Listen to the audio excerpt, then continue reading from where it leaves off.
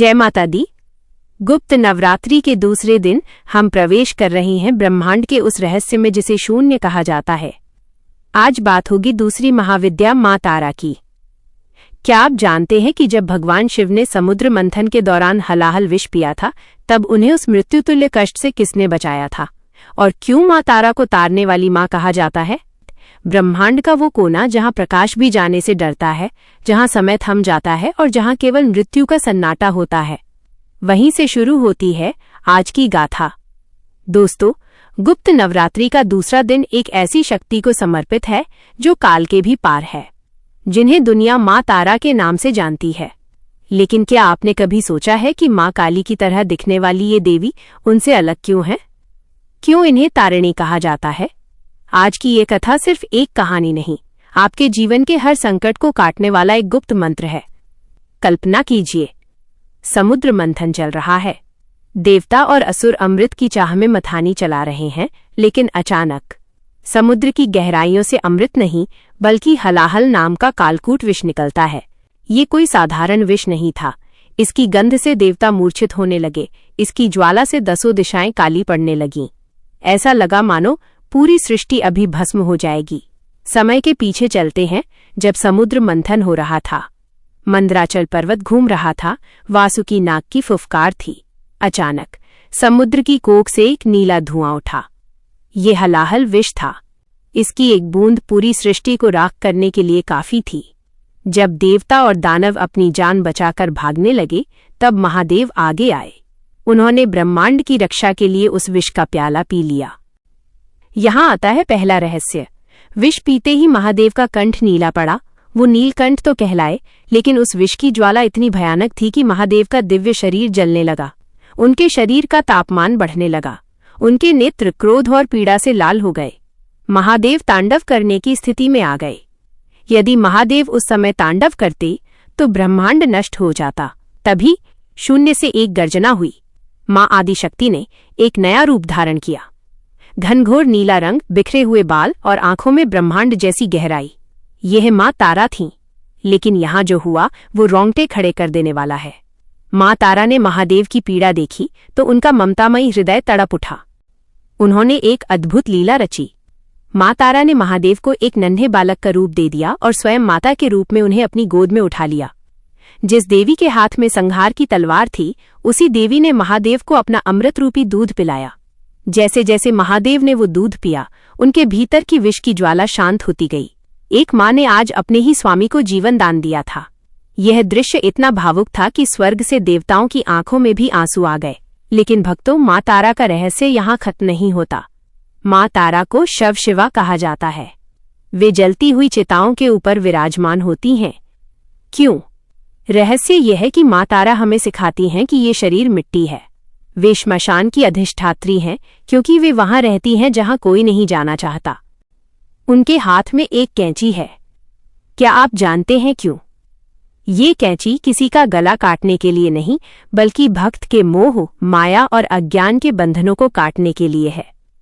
वे आपको इस संसार रूपी भवसागर से तार देती हैं, इसीलिए उनका नाम तारा है। उनकी साधना रात के सन्नाटे में, श्मशान में या घोर एकांत में क्यों की जाती है? क्योंकि मां तारा शोर में नहीं, शून्य में मिलती हैं। मां तारा का एक नाम नील सरस्वती भी है। अगर आपको लगता है कि आप बुद्धिहीन हैं या आप सही फैसला नहीं ले पा रहे, तो जान लीजिए कि मां तारा ही वो शक्ति हैं जो घोर अंधकार में भी ज्ञान का दिया जलाती हैं। वे शत्रु का नाश तो करती ही हैं, पर उनका सबसे बड़ा प्रहार हमारे अहंकार पर होता है। जो भक्त मां तारा के सामने रो पड़ता है, मां उसे अपनी गोद में वैसे ही उठा लेती हैं जैसे उन्होंने महादेव को उठाया था। तो भक्तों, आज गुप्त नवरात्रि के दूसरे दिन मां तारा से ये प्रार्थना करें कि वे आपके जीवन के दुखों के विष को सोख लें। याद रखिए, तारा मां वो सितारा है जो आपको सबसे काली रात में भी रास्ता दिखाएंगी। गुप्त नवरात्रि के दूसरे दिन मां तारा की पूजा और साधना बहुत शक्तिशाली होती है, लेकिन इनकी प्रकृति उग्र मानी जाती है। इसलिए अनजाने में की गई छोटी सी गलती भी भारी पड़ सकती है। यहाँ वे बातें दी गई हैं जिन्हें भूलकर भी नहीं करना चाहिए, और उनके उपाय क्या हैं? 1. बिना शुद्धता की पूजा। मां तारा की साधना में स्वच्छता का बहुत महत्व है। गंदे कपड़ों में या बिना स्नान किए उनकी फोटो को स्पर्श न करें। अहंकार और क्रोध। माँ तारा शत्रुओं का नाश करती हैं, लेकिन यदि आप स्वयं क्रोध में हैं या किसी का बुरा चाहने के लिए उनकी पूजा कर रहे हैं तो इसका उल्टा असर हो सकता है। घर में उग्र तस्वीर। घर के मंदिर में कभी भी माँ तारा की ऐसी तस्वीर न रखें जिसमें वे बहुत ज्यादा डरावनी या उग्र दिख रही हों, जैसे मुंडों से गिरता हुआ खून। घर में उनकी सौम्य या शांत मुद्रा वाली तस्वीर ही रखें। झूठ बोलना और मांस मदिरा। गुप्त नवरात्रि के दौरान सात्विकता का पालन अनिवार्य है। यदि आप माँ तारा की कथा सुन रहे हैं या व्रत रख रहे हैं तो तामसिक भोजन और झूठ से कोसों दूर रहें। साधना को सार्वजनिक करना, इसका नाम गुप्त नवरात्रि है। अगर आप माँ तारा का कोई मंत्र जप रहे हैं तो किसी को न बताएं।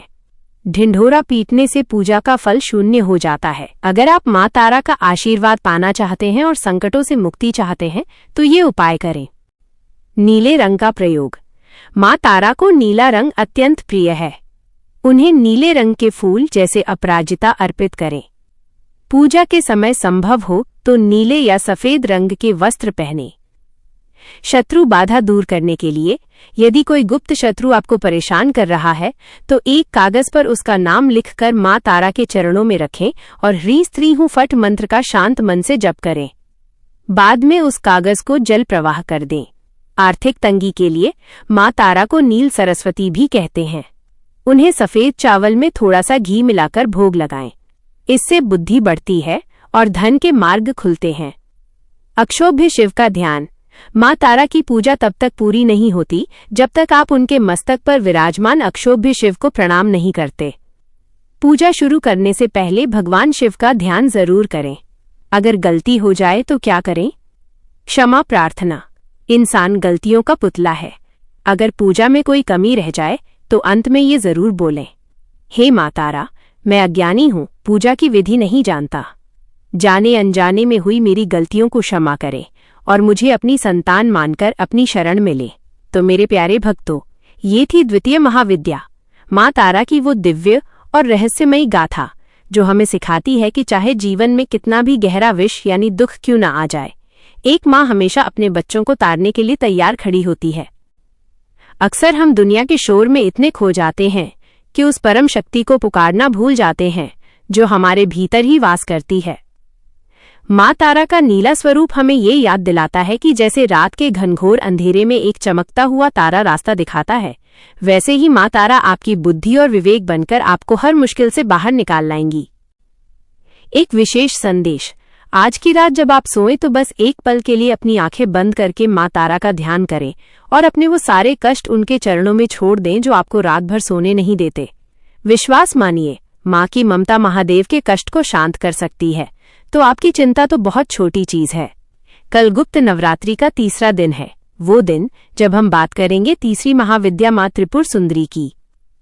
वो शक्ति जिनकी सुंदरता के आगे तीनों लोक नतमस्तक हैं और जिनकी कृपा से दरिद्रता का नामो निशान मिट जाता है। कल का रहस्य और भी गहरा होगा, इसलिए उसे बिल्कुल भी मिस न करें।